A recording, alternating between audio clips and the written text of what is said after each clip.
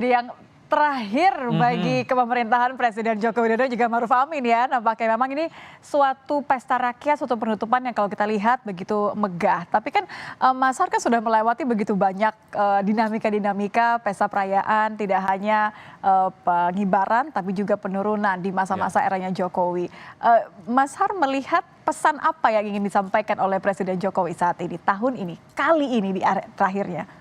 Transisi sebetulnya, pesan utamanya adalah transisi. Transisi dari pemindahan ibu kota negara dari Jakarta ke IKN. Transisi kedua adalah pergantian pemerintahan baru. Kalau apa yang disampaikan Pak Prabowo di sidang kabinet paripurna di IKN, bahwa Pak Prabowo akan melanjutkan IKN dan akan berkantor di IKN. Artinya upacara hari ini adalah terakhir kalinya di Istana Merdeka. Jadi mungkin dalam hitungan beberapa tahun, kalau hitungan Pak Jokowi itu 5-10 tahun sudah akan ada pemindahan. Jadi resmi ibu kota negara pindah ke sana. Jadi sebetulnya itu. Kalau melihat bahwa janji Pak Prabowo itu kelanjutan akan keberlanjutan ya. Ini apakah sesuai dengan yang kita saksikan saat ini ya? Ini keduanya bersandingan ya. Banyak yang masih bertanya nanti setelah 20 Oktober seperti apa. Akankah sama? Kita coba dengarkan terlebih dahulu pernyataan pers dari Presiden Joko Widodo dan Presiden terpilih Prabowo Subianto.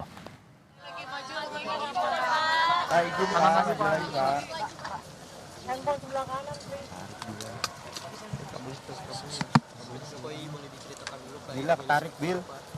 Ya, semuanya alhamdulillah dimulai dari tadi malam renungan suci, kemudian tadi pagi dan siang, dan penurunan bendera sore hari ini alhamdulillah semuanya berjalan dengan lancar, semuanya berjalan dengan baik. Cuaca juga sangat mendukung, pas kita istirahat hujan sehingga suasana sejuk, suasana tidak panas, suasana upacara menjadi sangat khidmat. Dan pada kesempatan yang baik ini sekali lagi saya mengucapkan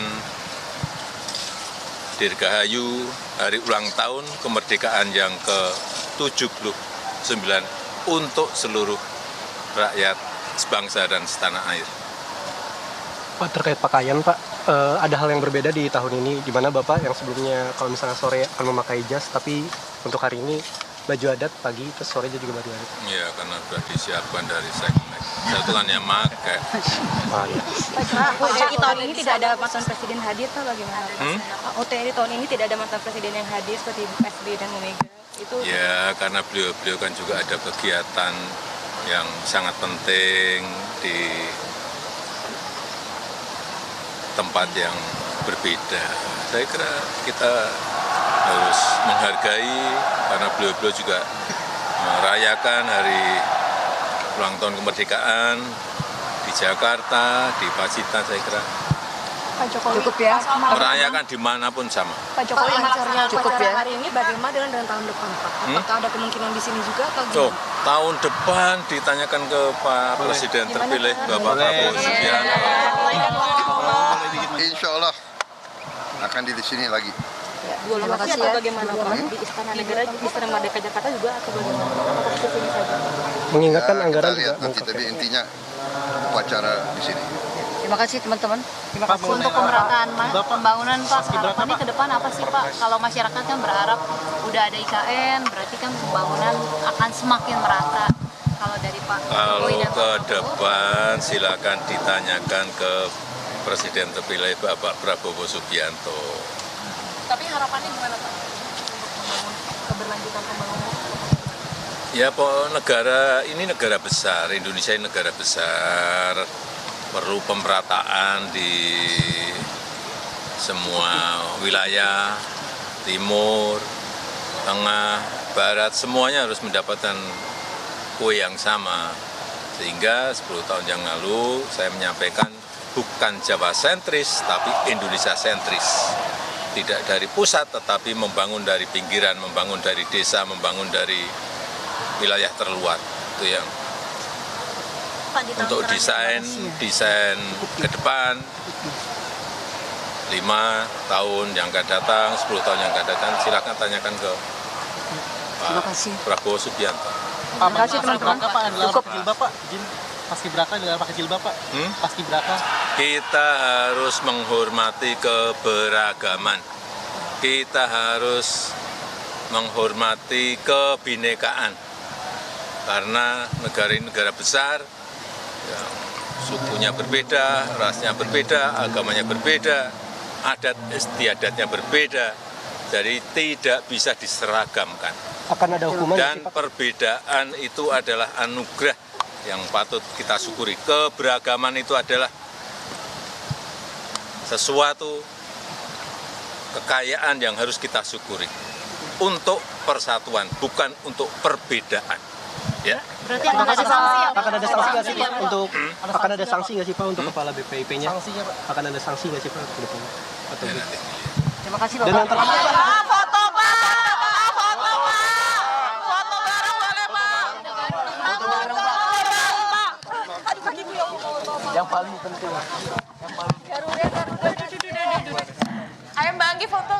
Iya, ini menarik ya pertanyaan-pertanyaannya rekan-rekan wartawan istana ya Mas Har ya. Iya, ya. Memang harus begitu. Di era terakhir ini ya pertanyaan-pertanyaan yang selama mungkin 9 tahun, 4 tahun yang lalu itu banyak kita tahan-tahan. Ya sekarang saatnya kita sampaikan. Kadang-kadang pertanyaannya cukup keras dan ada yang juga menggelitik ya. Sehingga Pak Jokowi juga bisa salah omong juga tuh. Sehingga perlu ada semacam penjelasan di belakang kepada kita korlip itu untuk meluruskan pernyataan presiden itu. Tapi terkait dengan IKN kelanjutan, kita berharap memang IKN itu berlanjut ya. Tapi tetap dengan porsi yang normal ya. Insya Allah kalau kata Pak Prabowo tadi. Ya, tapi insya Allah kan dia lanjutkan lagi. Kita lanjutkan. Iya. Nah, cuma kalau melihat anggaran yang kemarin disampaikan di pidato nota keuangan, itu kan anggarannya ternyata cuma 143,1 apa 2 miliar untuk tahun depan yang dialokasikan buat melanjutkan pembangunan IKN.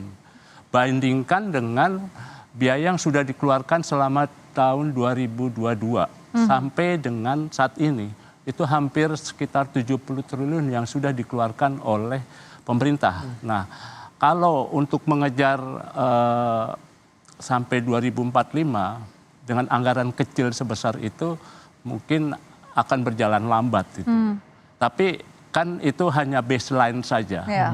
Hanya angka dasar yang nanti dalam proses pembahasan bisa saja bertambah ya. Karena total alokasi yang untuk pembangunan infrastruktur semua itu untuk tahun depan itu sekitar 400,3 triliun. Tapi yang diberikan dialokasikan untuk IKN hanya 143 miliar itu. Jadi itu yang memang kita lihat. Jadi kalau dilanjutkan tapi sejauh mana komitmennya itu yang kemudian jadi tantangannya begitu ya. Cuman begini juga, karena ada komitmen untuk kalau kita bicara konteksnya saat ini, kita kan bicaranya soal bagaimana kemudian upacara yang kita lihat dari tahun ke tahun dengan treatment ala Jokowi dan sekarang di tahun terakhir ya dibuat dari 2 tempat. Dan tadi juga ditegaskan komitmen bahwa insya Allah akan kesini lagi. Tadi juga Pak Prabowo sudah menyampaikan upacara akan tahun depan di sini lagi. Akan gitu ada di situ lagi.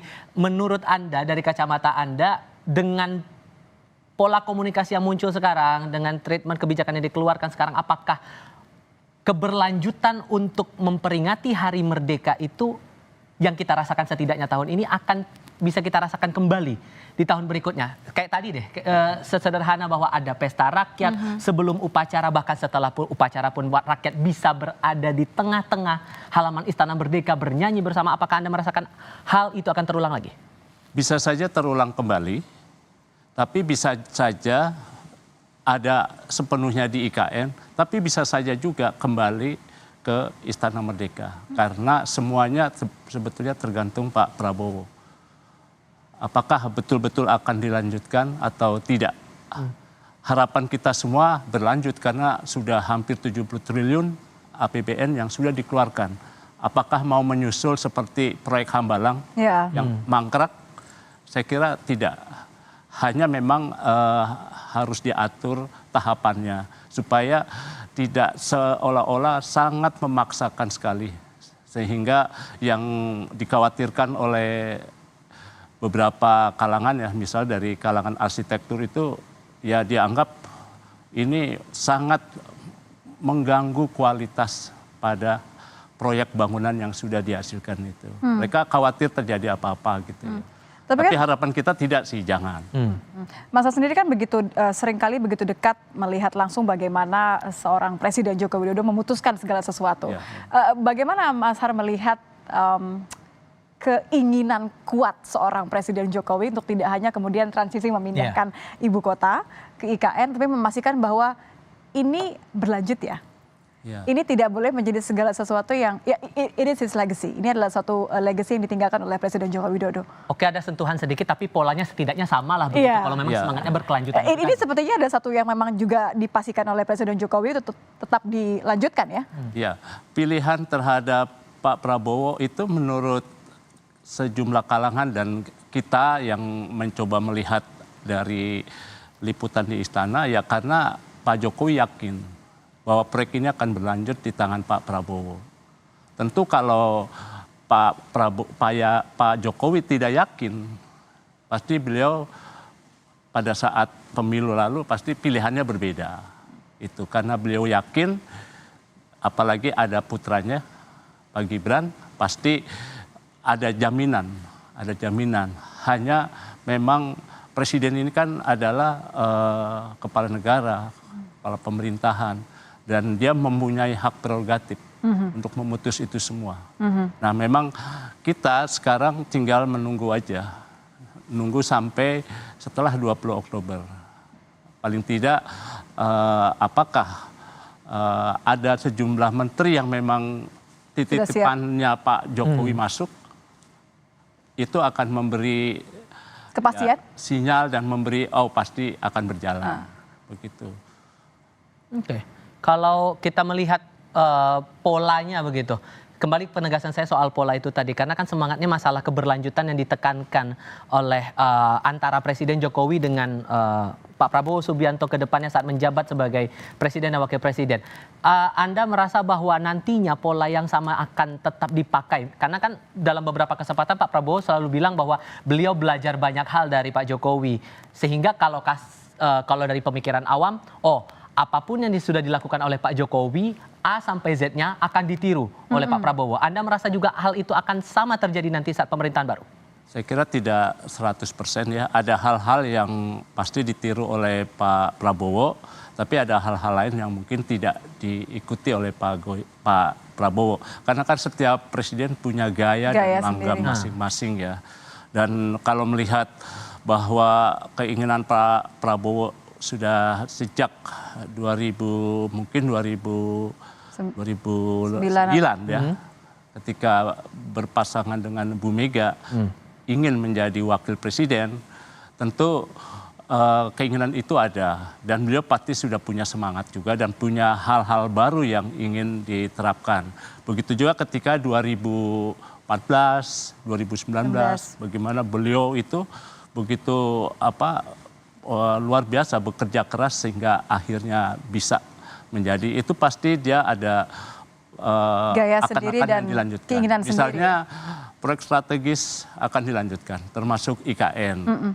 Lalu juga hilirisasi tambang juga akan dilakukan. Infrastruktur yang belum selesai pasti akan dikerjakan oleh Pak Prabowo.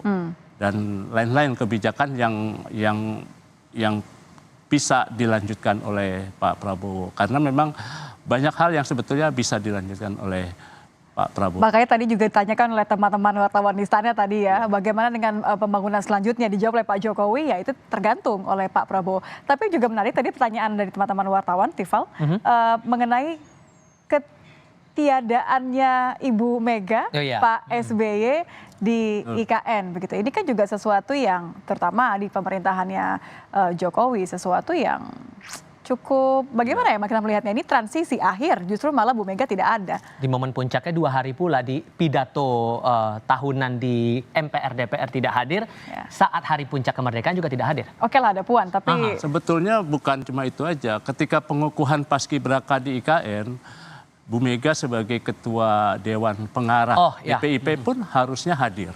Tapi beliau menyerahkan kepada Kepala BPIP, Pak Yudiwan. Dan ketika pengukuhan pemberian tanda jasa juga Ibu tidak hadir. Demikian juga ketika pidato kenegaraan yang menurut Sekjen DPR Ibu itu akan hadir. Sudah terkonfirmasi. Tapi kemudian tidak datang. Ya kebetulan saya coba kontak ke orang dekatnya Bu Mega, nggak jadi Mas. Dan Bu Mega saya dengar hadir di BPIP, ketemu dengan anggota Dewan Pengarah. Jadi memang relasi antara Bu Mega dengan Pak Jokowi ini kan sudah tidak baik-baik saja ya, terutama setelah November ya, ketika Bu Mega memutuskan yang dianggap sepihak Pak Ganjar dan memutuskan sepihak juga. Walaupun kemudian sudah ditutup dengan Jokowi kata-katanya bahwa ini adalah perayaan untuk semuanya. Jadi nampaknya memang fokusnya mau ke arah sana. Kita masih akan membahas lebih banyak lagi soal perayaan hari ini, perayaan bagi seluruh masyarakat Indonesia. Ada di 2 tempat dan saya yakin di seluruh pelosok Indonesia juga merayakan dengan caranya masing-masing. Usai jeda, kami akan kembali.